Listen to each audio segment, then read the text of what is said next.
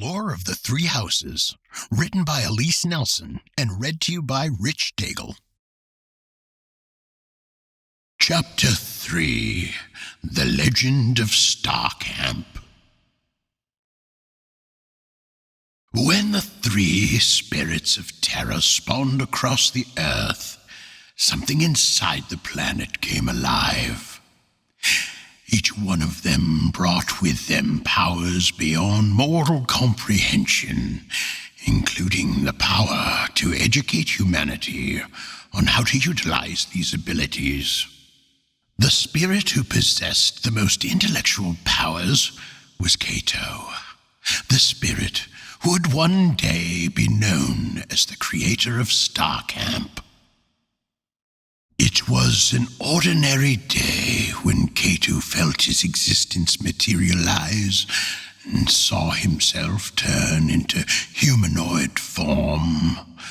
Although his two spiritual counterparts had overwhelming bouts of emotion surging through them, Cato's influx of information was just as powerful.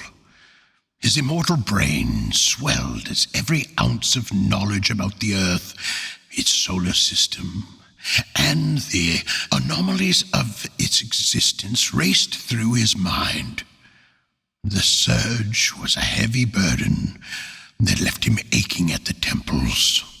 Although he was immortal, he felt the way a mortal would if they had been stranded without food for over 24 hours. With his powers of unfathomable intellect came the immediate perception of how things generally worked on Earth, both in the ecosystem and within mortal civilizations. He scanned his surroundings and noticed he was in a place of great warmth, but not in a place that would be wanting for food. On the contrary, this place was lush with long landscapes of grassy fields and long, billowy trees that sprouted from the soil like the hairy trunk of an animal. The temperature was undeniably hot, but he could tell that it wasn't this hot all year round. Soon, it would be warm and much more tolerable for humans living there. While the sun burned down heavily from the sky, there was a breeze that hung sweetly in the air, relaxing in the nostrils. It gave the land a more pleasant feel, and he was sure the humans appreciated this. The sun soaked into Cato's dark hair, reminding the immortal being to find a place in the shade. However illogical it seemed, he believed water could help relieve the throbbing in his head. It didn't take long for him to find where he needed to go. He followed the signs of life left evident in the land around him and soon reached a place with large structures that immediately displayed great signs of accomplishment. These humans don't have many buildings like this on their Earth at the moment. This must have taken approximately 10.45 years each. His gaze fixed on the largest building. A V-shaped crease appeared where his eyebrows scrunched together in thought. He walked toward the structure, all the while analyzing each and every detail that would give him the necessary information it took to provide him with a good theory. When he reached the landmark, he realized it was about what he expected. It was a large gathering place for the townspeople to seek refuge in, likely on hot days such as this. This is when he knew he needed a plan. He couldn't just march in and ask for water. These people would have likely worked together for decades to bring this place to a flourishing state.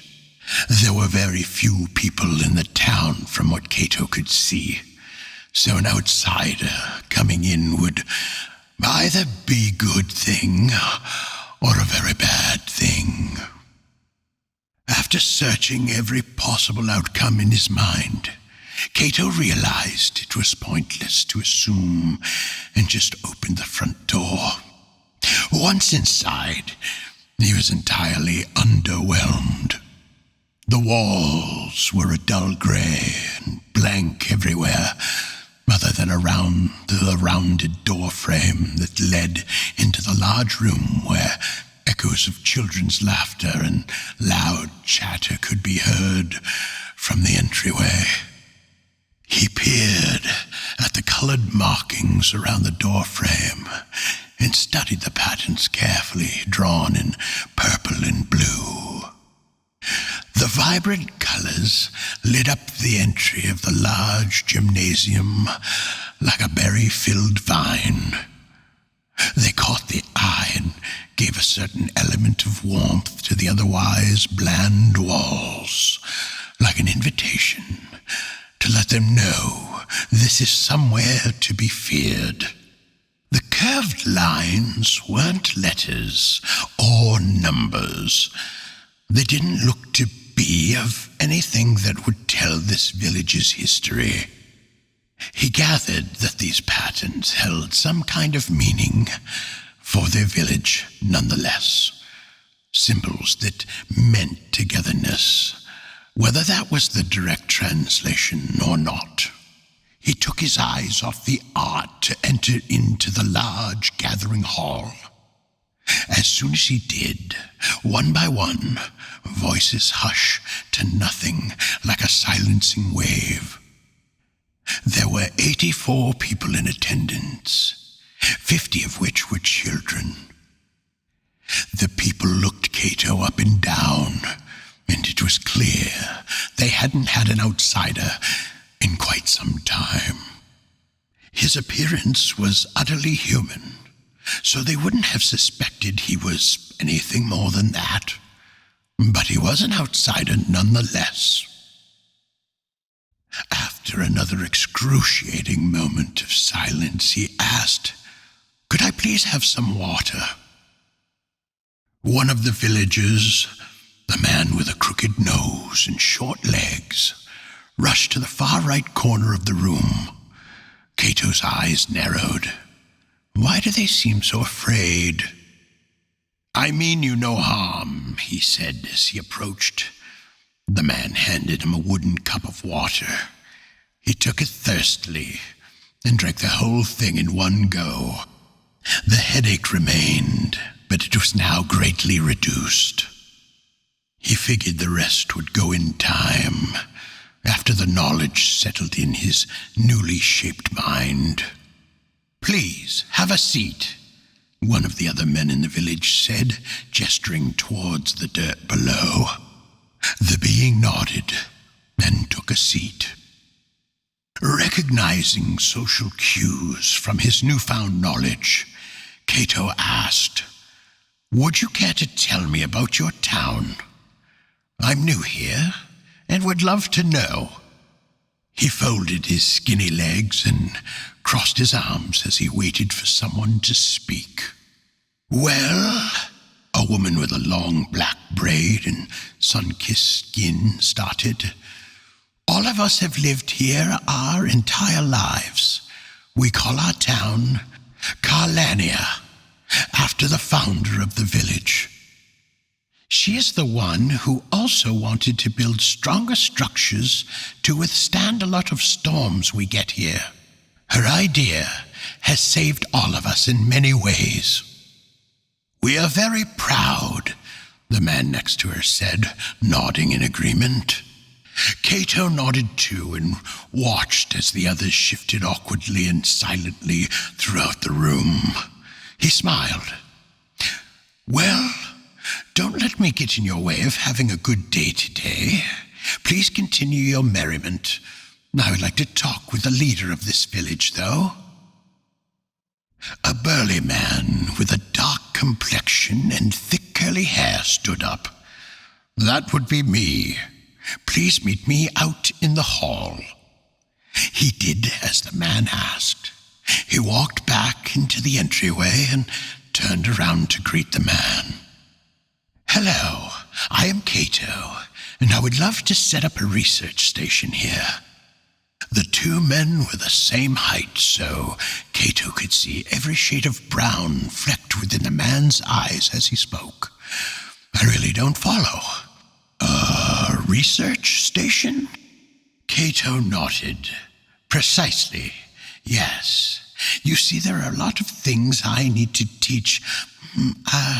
There are a lot of things I need to teach the people I meet. I can explain all of that another time if you're willing to put me up in your town."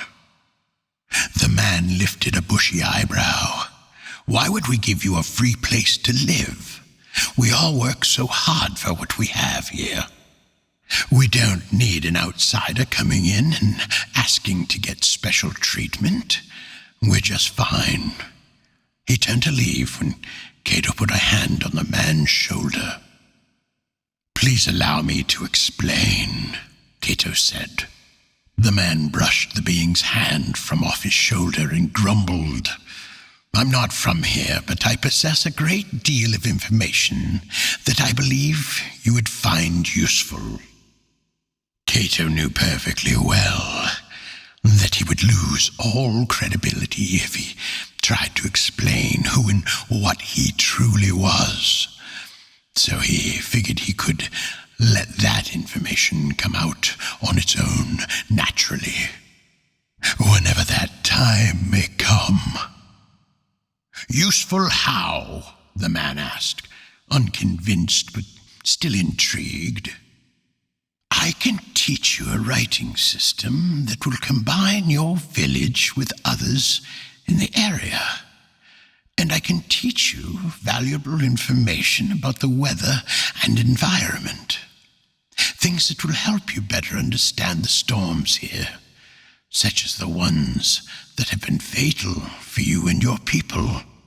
I can also teach you about medicine and education. The man held up his hands, his brow heavy, but his face blank. "Whoa. Well, I don't know what you're talking about.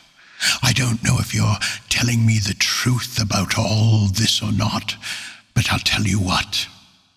If you are able to help us somehow, please do. I'll give you 1 week. You can stay here in this building. The residents here return home at supper time, when the sun is setting and the air cools.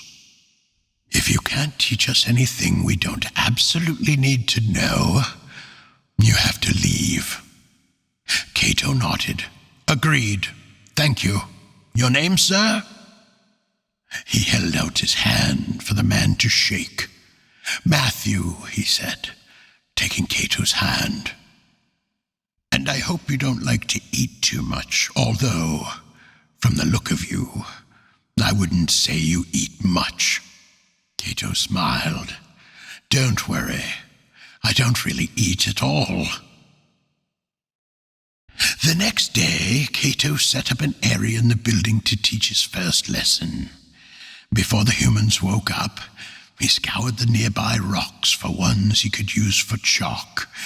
When he found the ones he was looking for, he headed back to town and started writing simple markings on the wall for them to see.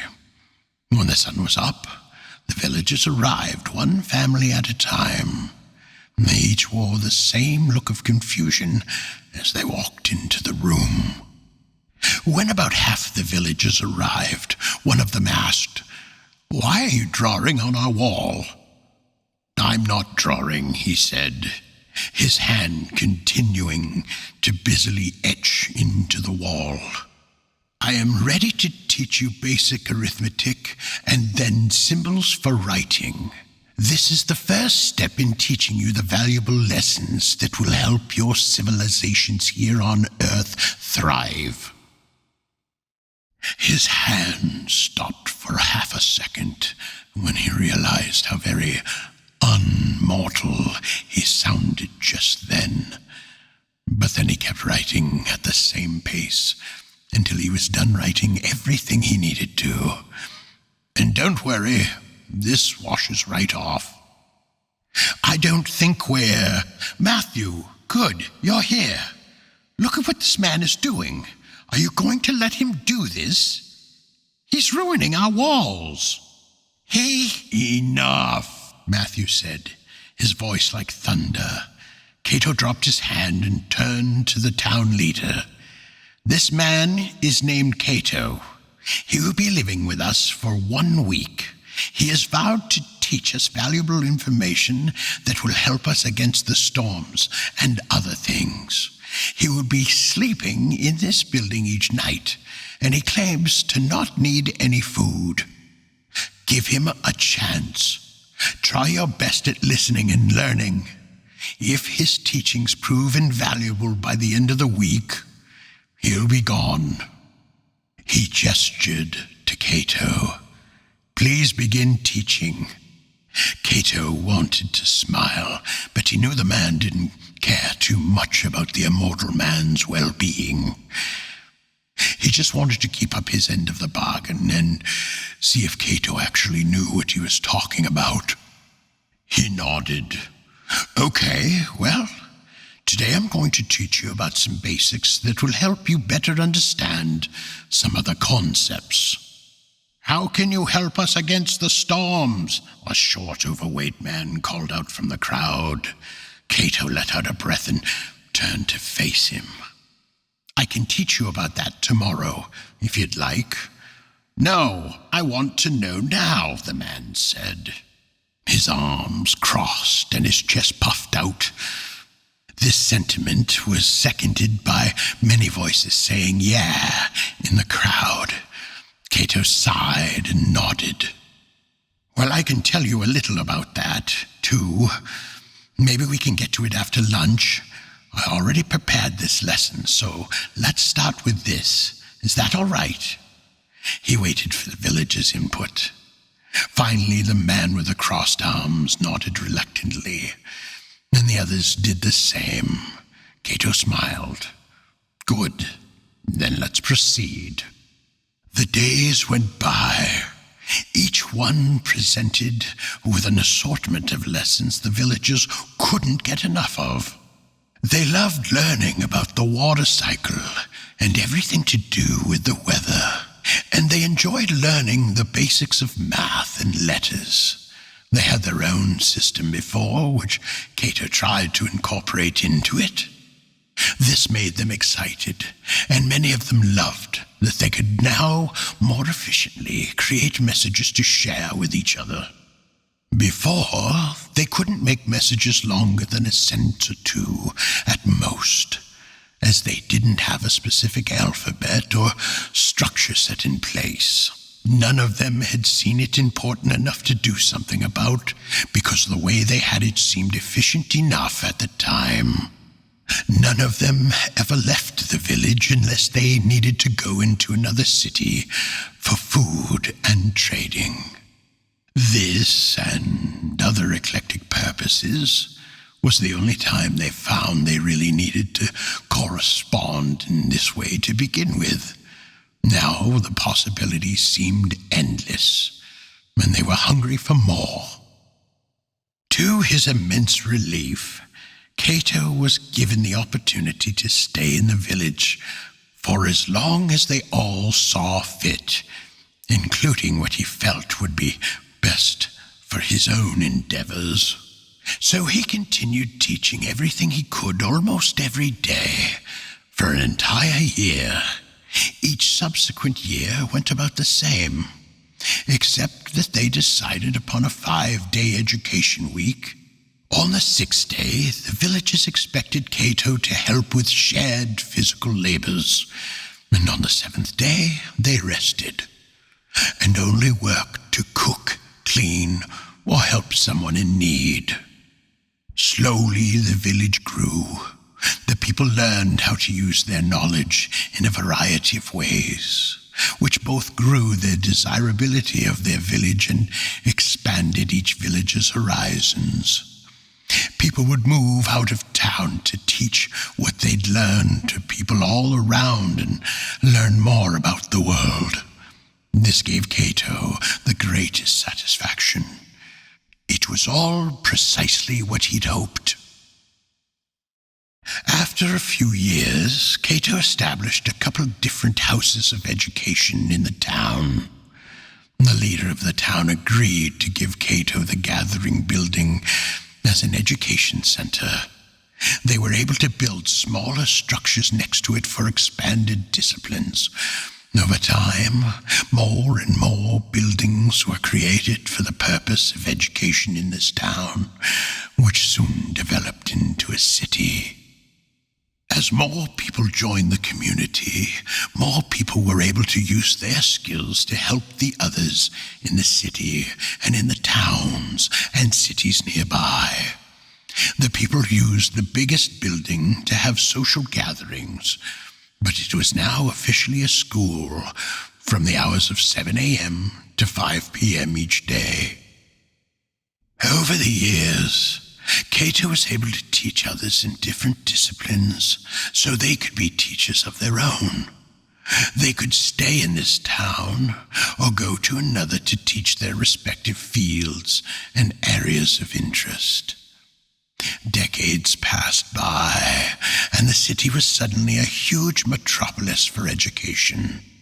The humans had also caught on to Cato being a being of immortal design, as he never aged. But by that point, he had already shown the evidence of who he truly was, and they knew and trusted him. Luckily, he never had to have any awkwardly failed attempts at explaining he wasn't human. He just let himself be an open book, and they trusted the knowledge they found in his pages. Tales of him reached far across the land, and even across the earth. People would come from all over to be taught under his tutelage. It had been nearly 1,000 years since entering this city when he received a special knock at his office door.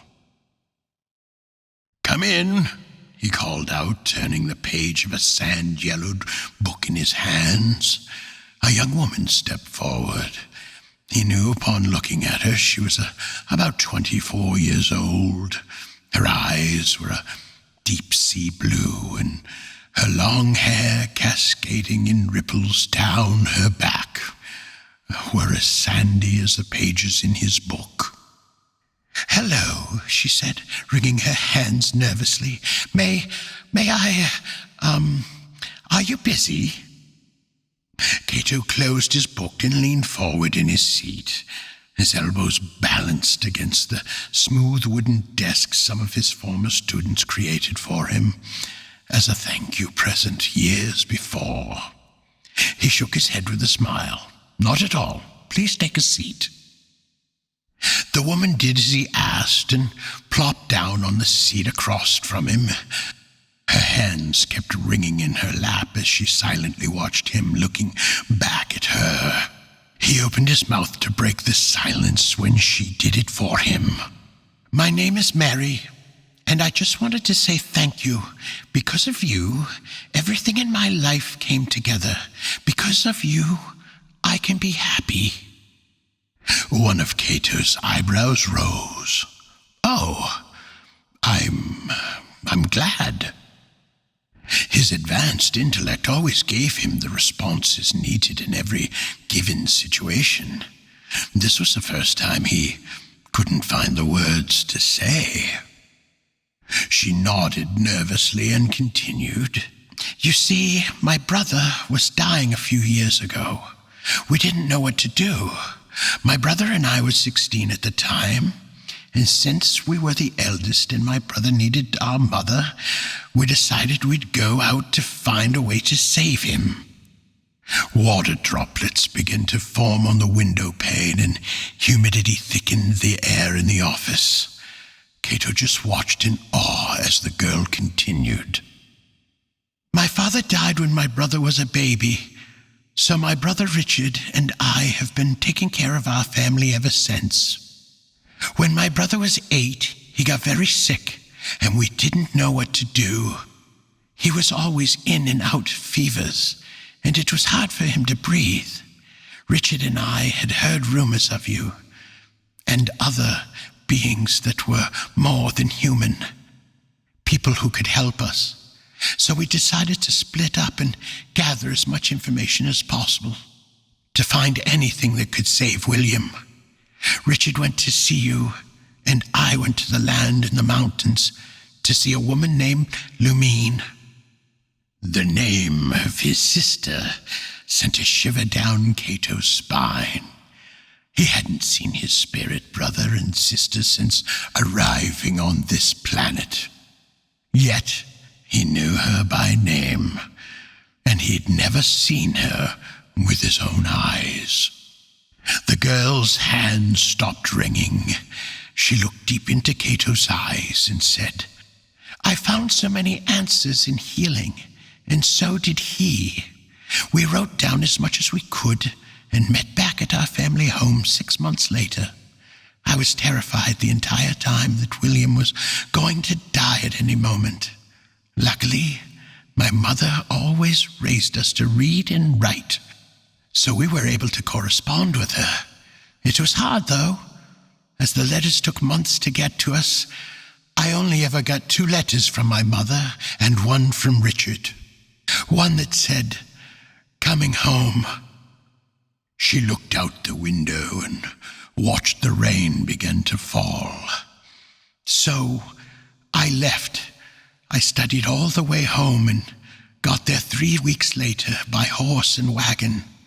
Richard and I conversed and agreed on what we thought my brother needed. I taught him the remedies and techniques I'd learned in Lumine's School of Health and Wellness, and he taught me everything he learned here that matched with what I learned. Our notes overlapped, but we each also brought necessary information to the table that the other didn't have. Together, we were able to save my brother, and it was all because of you and Lumine." Tears formed in her eyes, and it took a minute for Cato to realize tears had formed in his as well. "So thank you again," she said, getting to her feet. "Thank you for saving our family."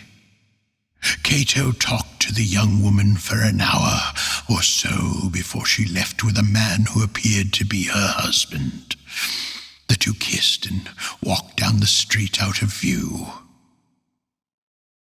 Time ticked by in his office, but the spirit being of intellect couldn't get this girl's visit off his mind. "It was all because of you and Lumine," he heard her say in his mind over and over again. The clock on his wall slowly ticked by, but he didn't pay any mind to it. His thoughts were elsewhere. The only thing that distracted him was the subtle hoots of an owl right outside the window. That's when he realized just how much time had passed. Without him even realizing it, the sun had set, and he'd made his decision. He looked back out the window, stared with narrow eyes at the silhouette of the owl against the light of the moon. Its image looked like a picture inside of a light source, and something about the creature made him feel at ease. For the first time in a long time, he truly felt at peace. The next day, Cato informed his apprentice that he would be leaving, that he could take over all his classes and be in charge of the school in his absence if he'd like. If not, they could appoint the next teacher he deemed fit for the job. His apprentice nodded in excitement and said, "I won't let you down, sir," and uncharacteristically gave the immortal man a hug. Cato laughed and gave him a pat on the back.